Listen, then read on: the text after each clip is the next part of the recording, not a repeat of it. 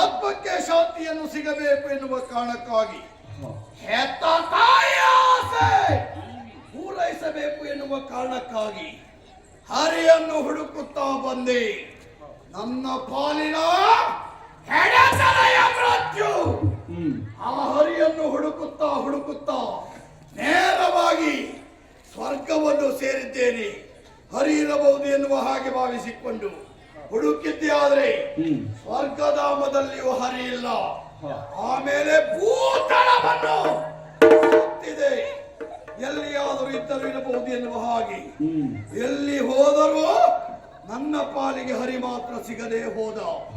ಹಾಗಾದರೆ ಅವ ಇರುವಂತದ್ದು ಎಲ್ಲಿ?